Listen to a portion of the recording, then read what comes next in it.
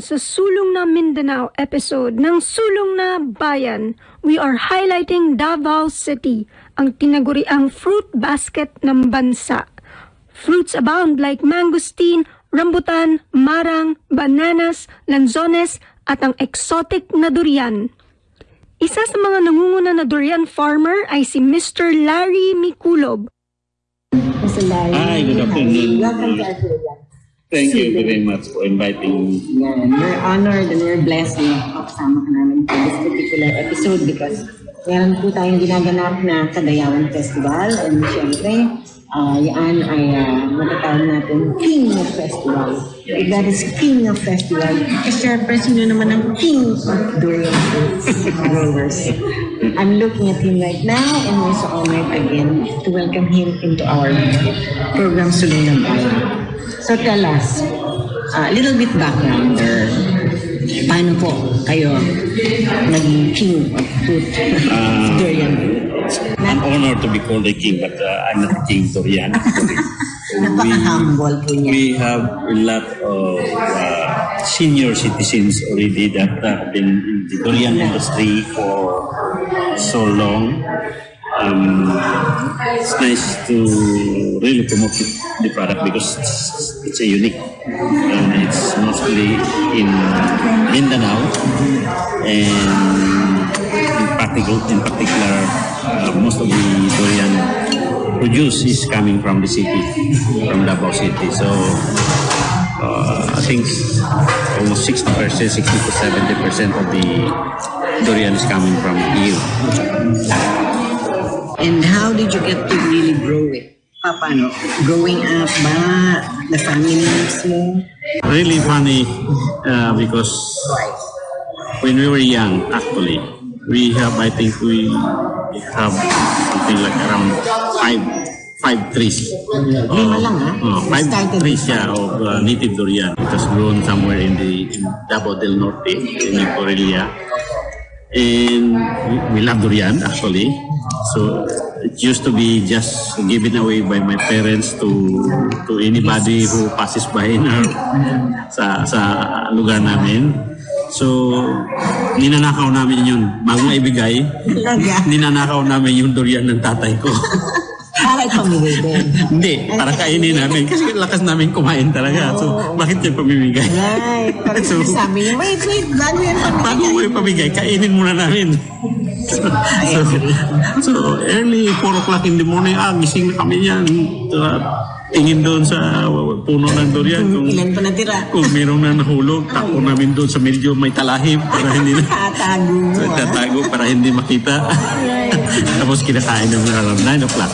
So ganun. And your parents noticed it? Probably yes. But Sir Larry, yung love nyo sa durian talagang nagsimula sa 5 puno na tinanim ng parents nyo. And you carried this love all throughout? so actually, doon kami naging talaga sa durian. So when I was working also in the Badana company, I think half of my salary napupunta sa durian during season.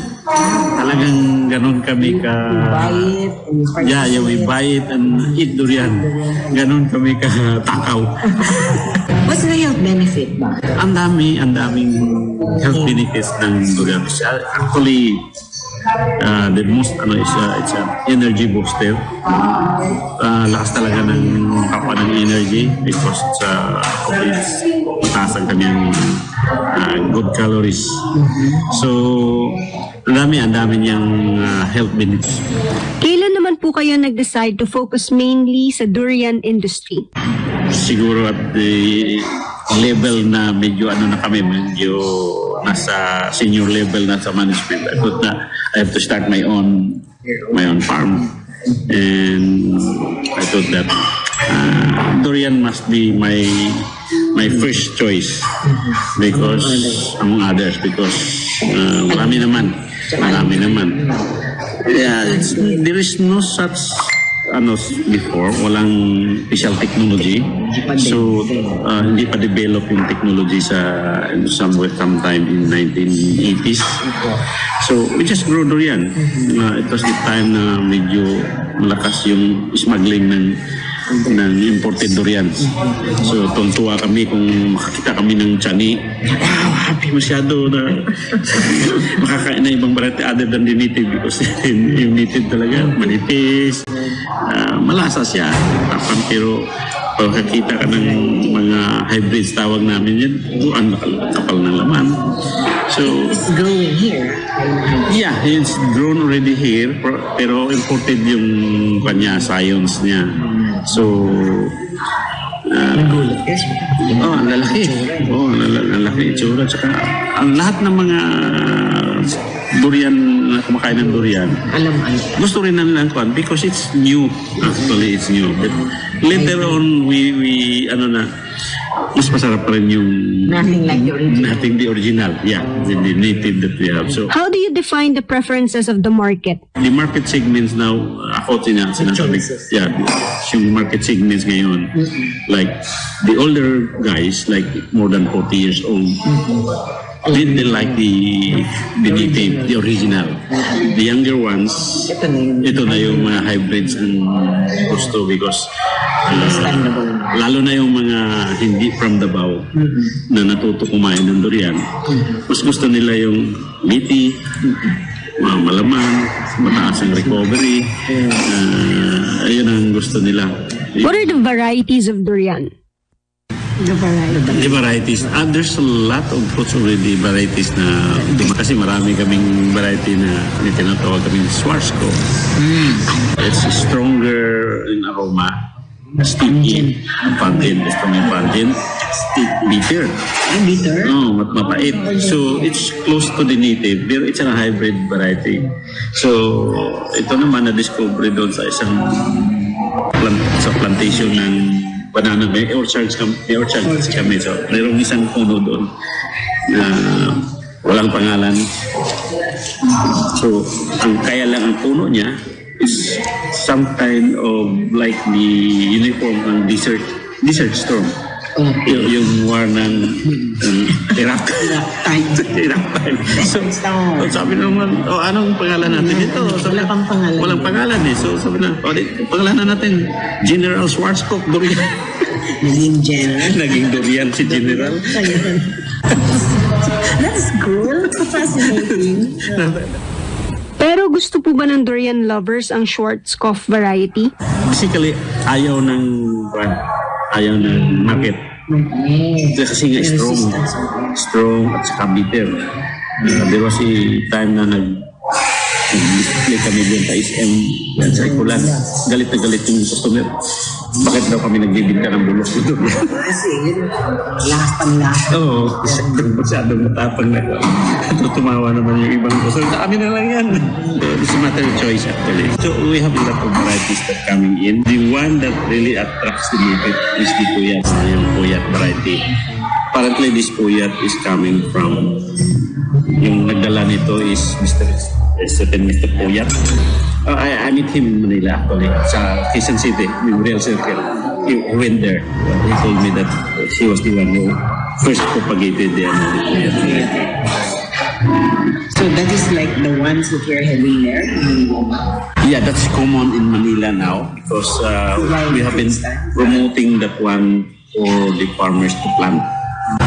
Because it's also good for the international market. It's acceptable sa international market. O yun din yung gusto nila now. Because the color, tamang pa niya, yung attractive siya, attractive yung color niya, yung size, at saka yung lasa niya, taste.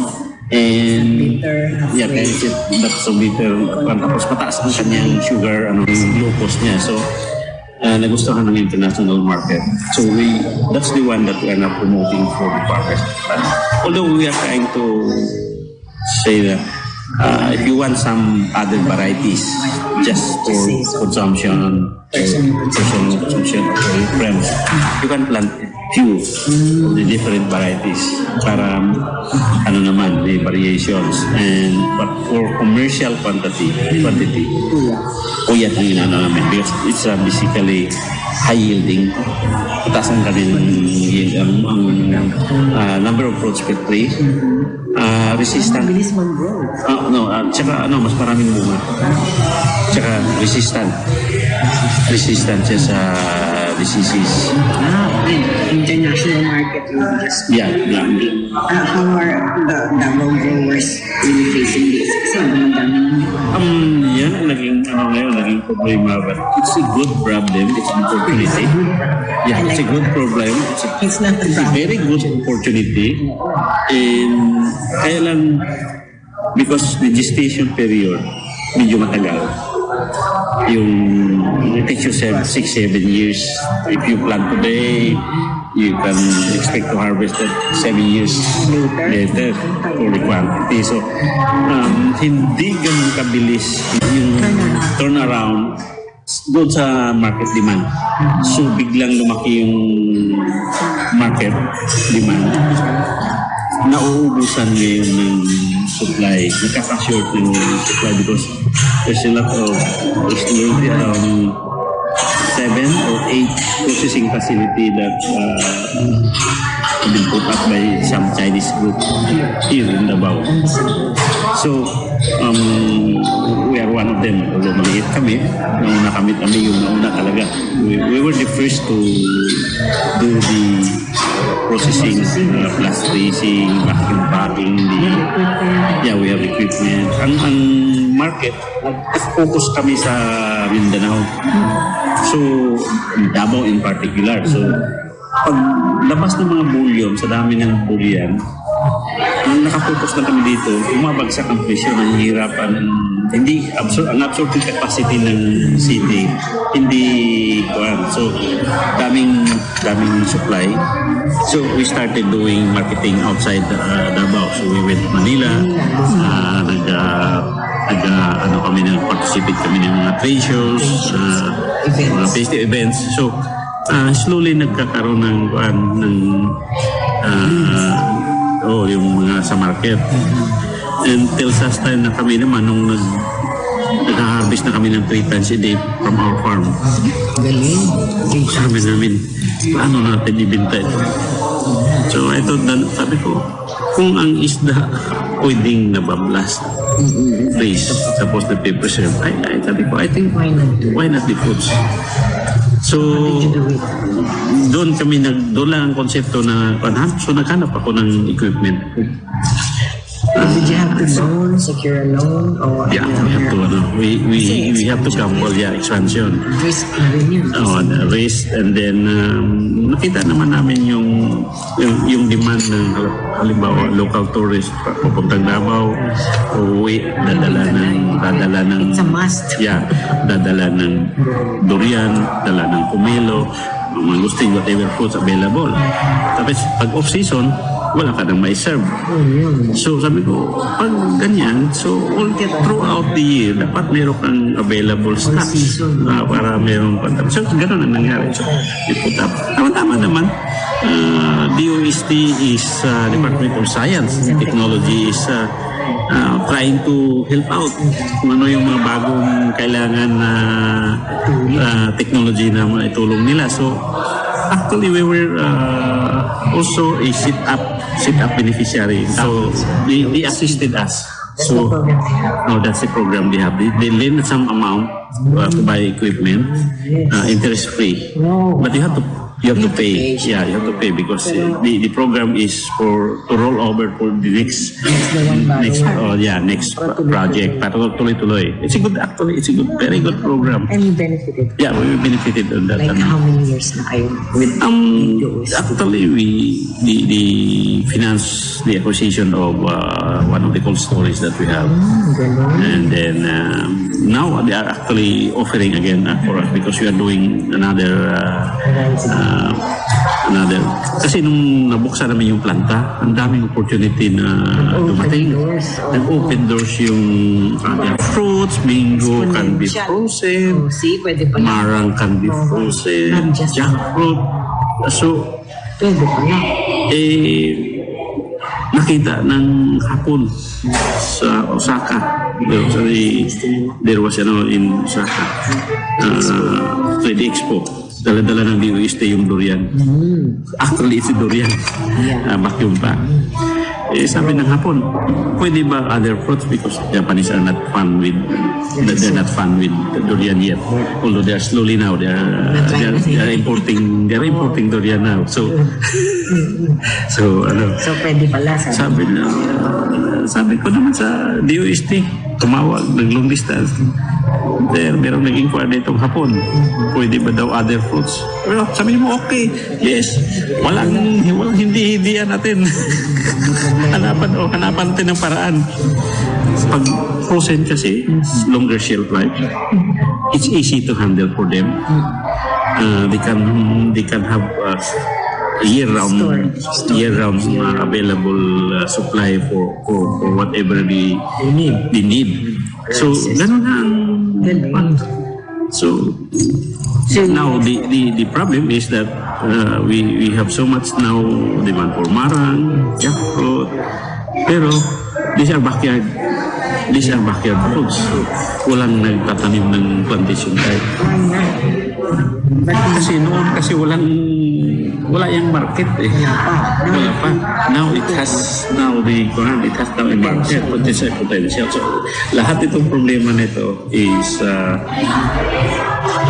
problema, but it's an opportunity actually for the farmers, for investors, for those who want to engage in maybe the overseas workers. So, Kasi ito pong aming radio program, we're in need of for people working overseas. they can Is it like- channel their exist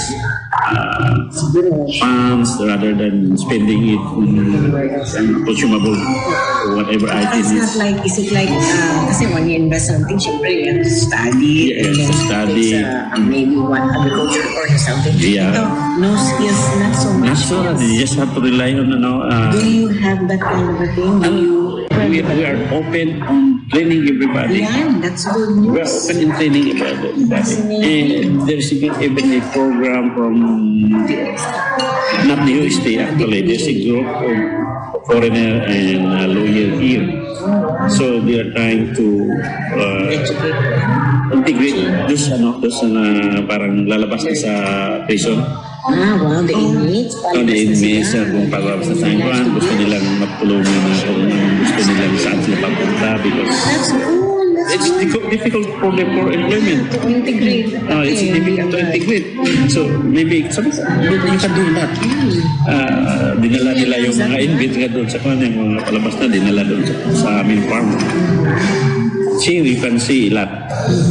There's a lot of opportunity. You can produce mushroom, you can produce nursery for seedlings because demand is expanding. And you can plant actually. If you have some areas na because ganun lang. Madali lang ba siya, sir? Hindi naman, Iba-iba. wala namang eskwelahan na ganun pa talaga. But the industry kami is open for ganun na I was one of the guests before in Manila. I was invited to speak about ang daming tanong na nagagaling sa Different countries. Ibang Kasi region. Yeah. ibang region. Philippine lang naman. Sa Philippine lang naman. Pero I mean, They're all interested. they react to the Pwede pala. pwede pala. Without so much skills. Yeah. Parang no-brainer. Ito lang. Basta you have the... Yeah, you just have to try. You choose your kung saan mo pwedeng ilagay yung Again, let me ask you. Categorically, you're into it. You're informing everybody to please get in touch with you and then Yeah. Kailangan lang siguro na somebody has to organize the. Kasi if that's the case, I can do that. Kasi yun yung gusto ng Pilipino lang. They're saying may shortage of food. Organize with some Lalaki ng yung lupa natin. You can do gardening, you can do planting within your backyard. within your backyard. Within your backyard. Garden. Paano po kayo nagsimula sa durian? Actually, ang ginawa namin doon sa farm when we started, we planted with durian, intercrop it with bananas, And during this short period of time, nagtanim pa kami ng cash crop ng kamatis. So habang tumutubo yung durian, meron kaming medium-term crop na banana, yung latatan. And then we have short-term crop na 6 months lang yung cash crop. Yung tawag namin na yung sell it. And then wala na dahil malaki na yung mga bananas. Bananas na naman yung sikasuhin mo. Habang nag-abono ka, sumasakay lang naman yung durian eh. So until sa time na pagdating mo na 4 years, 5 years na, medyo ano na yung banana, malaki na yung durian mo. So it sustain your development cost. Yan po ang naging bahagi ng ating panayam sa ating naging kausap ngayon. Actually last week nung tayo makapunta dyan sa Davao, no less than si Sir Larry Miculob. Siya po ang past president of the Durian Association of Davao City. Nako, he has really devoted his energies in pursuing this industry, dahil lahat, all his life, ito na yung ginawa niya. Kaya tayo napagpala ng husto dahil napakarami ng kanyang isinare sa atin at saka yung mga nabanggit niya pong mga tinatawag na problema, turned into opportunities, di po ba?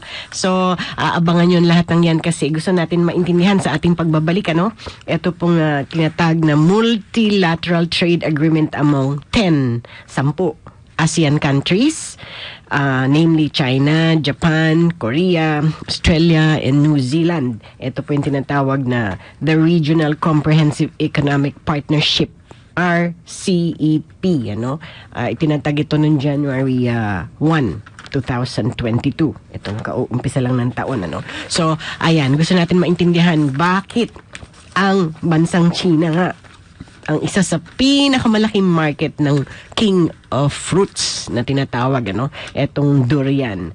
At syempre ito pong ating naging panayam ay hindi naman mangyayari kung hindi muna natin pasasalamatan ang mga naging kaagapay natin, no less than si Ceres, my niece. Thank you for the voice-over, At ganyan din si Miss J. Gina sa inputs naman niya. At syempre si Joy Canlog, pag-assist sa atin dyan sa Davao nung Korea, meron tayong inatanan na Kadayawan Festival. Of course, no less than my producer, Miss May Gia Acosta, the brilliant my cousin in love na tinatawag, So sa ating pagbabalik, gusto natin naman maintindihan bakit nga po ba ang China nga ang isa sa pinakamalaking market at lahat kayo dyan mabe-bless dahil maraming livelihood tayong ipagkakaloob sa inyo, lalo na sa mga training na nabanggit ni Mr. Larry, But we have to pause for a quick break. Philippine Standard Time is 2:30 in the afternoon. Si Miss Loli Acosta, Sulong na Bayan sa DWIZ 882. Isa sa mga nangunguna na durian farmer ay si Mr. Larry Miculob. He shares with us sa pamamagitan ng video. Nakikita po natin ngayon ang paano pagproseso, Pero i-welcome muna natin at gusto natin mahagilap at makita siya, At live from Davao via Zoom, ang no less than Sir Larry Miculob. Siya po ang past president of Durian Association of Davao City. Welcome pong muli sa ating programang Sulong na Bayan, Sir Larry. Ayan. Hi, good afternoon. Gandang hapon po, Ma'am Loli. Ayan, kamusta po kayo? Bagong gupit. Hindi ko nakilala. Mataas ang buhok na dati. Ayan. Okay, hindi na po natin patatagalin pa kasi nasa kabilang linya ng komunikasyon ang gusto na agad-agad magtanong nang makita niya at mapanood ang ating panayam sa inyo nitong nakaraang linggo, At marami po siyang tatanong, at least diretso, straight from the horse's mouth, so to speak. Go ahead, Miss Lizzie. You have the floor. Nandyan kaharap na natin si Sir Larry Miculob. Go, Lizzie. Hi. Good afternoon. Good afternoon. Mr. Miculob. Very enlightening yung interview niya. Very much I am a durian lover, kaya masyado ako nakinig sa inyo kanina. Alright. May nabasa ako ngayon na update tungkol sa trading natin ng durian. Sa China daw, merong durian boom. Ito raw ang pinakamalaking fruit item na i-import ng China. Are we exporting durian to China? Right now po, we are not directly exporting durian to China because durian po is not included in the bilateral trade agreement between the Philippines and China government. So, a few weeks ago, nagkakaroon po ng inspection ang China GECC para po mag-move na po yung application for inclusion ng durian para sa bilateral trade agreement. Oh, so at least, pinaprocess na ang ating application. Opo. Ongoing na po ang application natin at pinaprocess na po. Kasi laking market nun kung makakapasok tayo, no? Biggest. Oo. At saka akala ko po nitong January 1, Sir Larry, the Regional Comprehensive Economic Partnership, RCEP, came into effect. Ano po yung multilateral trade agreement among 10 countries? Kasama na po dyan ng China. Yeah, I suppose doon sa RCEP natin, yung Regional Comprehensive Economic Partnership, it's supposed to open the market for the Asia Pacific member countries para po magkaroon ng free trading activities level ng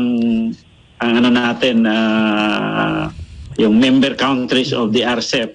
So, pero ang China po, meron silang sariling siguro itawag nito is accreditation inclusion for this durian. So, yun lang po ang hinihintay natin na pag magkaroon na ng agreement which will include durian, then we can open the trading activities to China directly. Ayun. I see. Okay, go ahead, Lizzie. Nabasa ko rin yung tungkol sa requirements daw para tanggapin ng imports. Opo, marami po silang requirement. Part of that is yung good agricultural practices in growing durian. So, doon po sa GEP, marami po tayong kailangan susundin na practices and management sa farm para po tayo makapasa sa kanilang standard of requirement. Okay. Naalala ko lang, Lizzie, meron kang nabanggit dito isang beses yung iyong asawa brought home a pomelo seedling from Davao. Et yan inyong tinanim. Tumubo. So, ano ba yung storya naman sa durian? Yun nga ang gusto kong malaman. Pwede ba magtanim dito sa Metro Manila or Luzon ng durian? Pwede naman po. For as long as yung lugar natin hindi po dadaanan na bagyo. Ayun. Kasi ang durian po ay malalaking bunga at normally ang season niyan is during typhoon season. So nakakapaghinayang kung malalaki na yung bunga mo tapos ibabagsak lang dahil sa bagyo. Pero generally lahat naman na lupa pwedeng taniman ng durian except yung mainit na lugar. Ayun. Ayun nga yung pomelo, Davao pomelo, tumubo sa Dasmariñas, sa iyo kaya siguro ang durian pwede rin tumubo. Dasmariñas, Cavite po? Oo. Yeah, I think so. Pwede naman dyan. Pero dinadaanan ng bagyo po yung Dasmariñas, di po ba? Paminsan-minsan. Hindi naman ganun kagrabe. Nung nasa Laos ka, Lizzie, can you share us ano yung mga gustong kainin ni Ambassador, former Ambassador natin? Bakit doon napaka-cheap ng durian? Di ka pareho dito sa Maynila. Maynila ang mamahal ng durian. May alam kayong mga lugar na medyo mura-mura medyo cheaper dito sa Metro Manila na mabibili? Actually, nandyan po yung anak ko, nagdi-distribute. Actually, ang pagkakalam ko, mas mura yung durian na binibinta diyan kaysa mga iba. So, lang po, pwede po kayo makipag-coordinate doon sa ibibigay ko mamaya yung number niya. Sige po. Yan, ako, that's good news.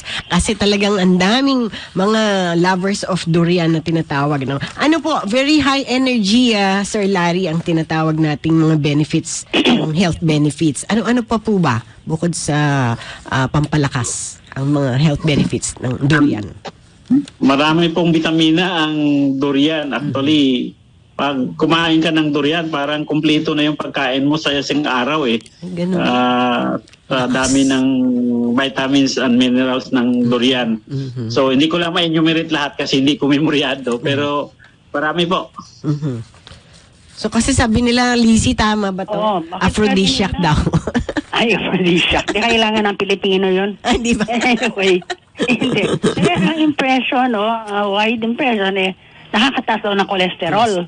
Kaya ako minsan, asawa ko nagwa-warning sa akin, dahan-dahan, makakaano ka ng, at yan, dry blood. Totoo ba yun? Totoo po ba yan? Doon po sa natin, sa nutritional facts ng durian, meron pong siyang isang caption doon na mataas ang kanyang calories, actually. Mataas ang calories. Pero wala namang sinasabi na mataas ang cholesterol. So, yun lang po ang niya. Pero totoo lang, sa totoo lang, ang bilis makapagpataba pag panay ang kain mo ng durian. Talagang mataas. Tapos wala kang exercise. Ayun. Kailangan sasamahan mo ng exercise. Ayun. Mr. Kulab, sa tingin ninyo, gaano kalayo pa tayo sa pagpasok sa mga regional trade agreements? Siguro yung sa China malapit naman. We have been we have been exporting to Japan durian. We are exporting to Australia. Tapos we have exported to the US. So wala namang problema sa ibang bansa in terms of export. But the biggest market talaga is China. So we are looking forward for na makapasok tayo sa China market. Okay. How do we do that? How do we manage to sell to China? Ano po naiisip nyo? Through the bilateral trade nga. So kung matapos na itong bilateral trade agreement, kailang may kaakibat na magso-shorten ang supply natin dito sa local market. So I think it's going to make the prices go high. Tapos go ahead. yung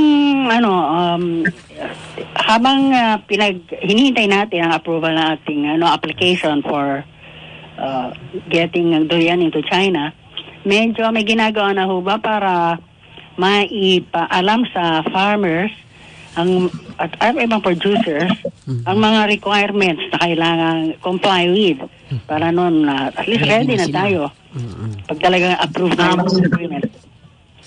Yeah, we are doing active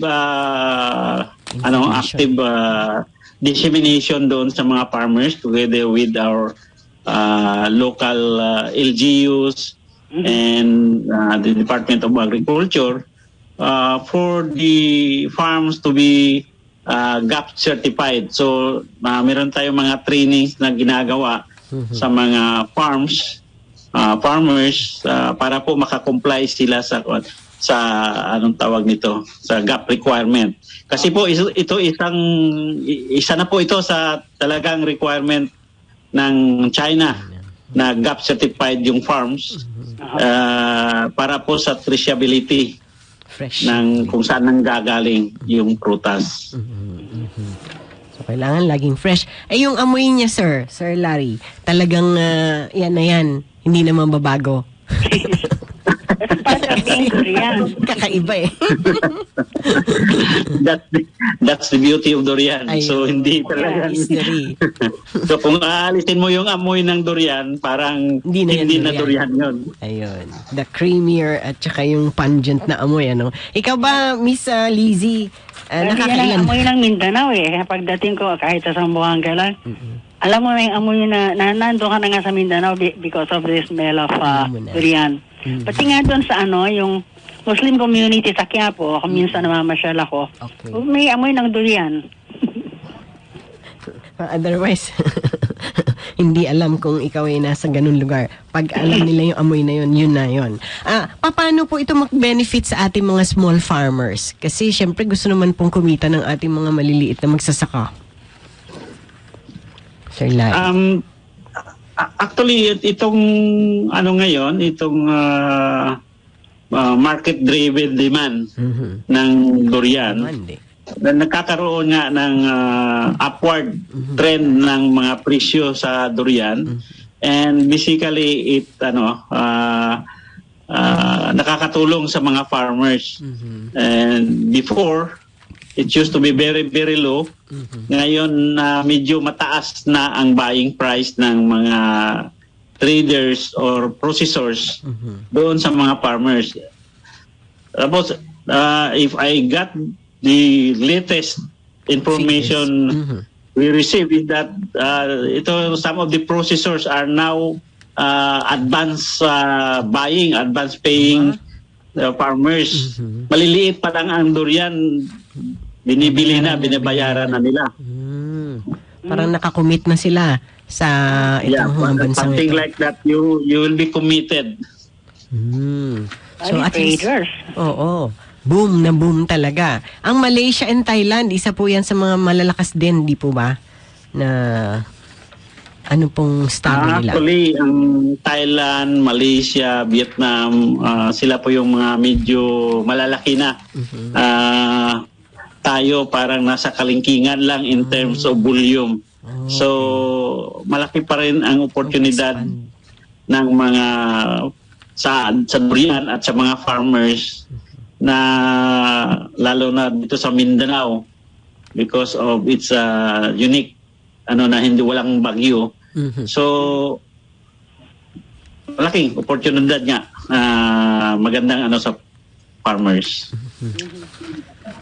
Ano po ang matatawag nating koordinasyon between Department of Agriculture at saka sa inyo na Durian Association in the country?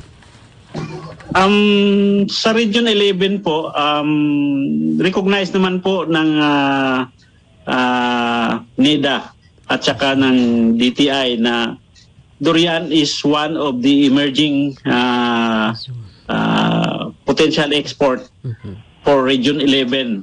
So, meron na po tayong development plan for the next 5 years. We just have to review this one annually kung nasaan na kami doon sa sa plano na yon, and hopefully that we can get some more support in terms of expansion ng area because kinukulang na tayo ng supply. So ano yan, Lizzie? So sa upgrade, sa naman siguro malaking bagay ang maging close relationship nyo with the DOST also. Narinig ko yung sabi nyo yung set-up program na naging award, diba, ang Davao producers ng durian. How closely are you working with the DOST now dito sa durian growing? Actually, marami pong naitulong ang Department of Science and Technology aside from the set-up project nila. Tumutulong din sila in terms of improving the packaging. Yes. They are conducting experiments on transport. They are also conducting experiments on shelf life of durian. So, hindi lang doon sa production side, kundi pati doon sa total value chain, kung saan ang gagaling, kung paano natin ma-preserve yung durian. So DOST is also malaking tulong sa kanila. In fact, isa ako sa mga beneficiary nila. Yeah. Ayun. Good. So So tuloy-tuloy. gaano ka-extensive ang coordination ng DOST with durian farmers? Meron po silang meron po yung ITDI ng DOST sa Taguig. Meron silang continuing experiments ngayon relating to the durian. So from time to time meron kaming communication ang industry with DOST. And syempre, talk about coordination. Ano po ba ang itong ating mga pribadong matatawag nating negosyante? Ano po yung kanilang siguro pwede pa natin sila itap para po mas dumami ang ating pag-produce ng durian? What do you mean po, Ma'am Loli? Yung mga private investors? Opo. Paano po sila makakapasok? Actually, ini-encourage po natin yung mga lalo na yung areas na abandoned areas of bananas na naging problema ng sakit. Malaking bagay ito na yan na lang makapagdagdag ng volume just in the next 5 years. Kasi I think sobrang laki yung abandoned areas ng bananas at saka yung mga areas na covered ng carp. At saka yung ancestral domain, if we can develop the areas occupied by those mga kababayan nating sa inyo dyan, napakalaki pa po, di po ba? Sa bandang Mindanao, ang dami pang mga talagang lupain. Yeah, I think malaki pa masyado yung lupa ng ancestral domain. And meron po ba kayong matatawag nating ugnayan dito sa ating Bangsamoro Autonomous Region for Muslim Mindanao, ang kanilang agriculture sector? On the Region 12 side at saka sa Bangsamoro area, ito naman sila ay pumupunta ng Davao at saka kumakain ng durian. So alam nila kung ano ang trend ng durian industry. So I think there's a lot of them also planting durian in the Bangsamoro area. Ano pong challenges yung matatawag nyo for the past 13 years? Kayo po ang Pangulo ng Durian Association of the Philippines. Ano po yung parang manahihirapan kayo? Alam mo sa atin, sa industriya ng durian, we started with a backyard industry. So karamihan sa technology at saka karamihan sa mga nagtatanim, nandoon pa yung kultura na yung tama na yung hindi masyadong sumusunod sa bagong pamamaraan ng para mag-improve or mag-increase yung productivity. So ito yung mga challenges na kailangan namin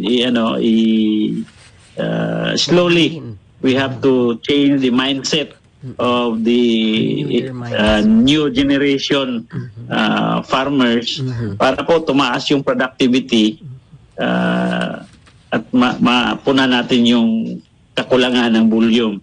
So ito yung isa, of course yung diseases, pest and diseases, which is isa sa mga problema ng durian, particularly yung Phytophthora, at saka yung masyadong maliit na area na matataniman. Kailangan mas malaki ng durian. Dapat mas malaki kasi dapat in commercial quantity. Ayun, lastly, go ahead Lizzie, you have the floor.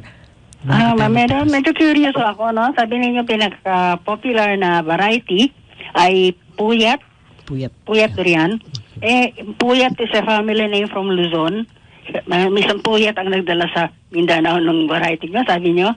You mean, yung variety yan ay pinatubo muna sa Luzon?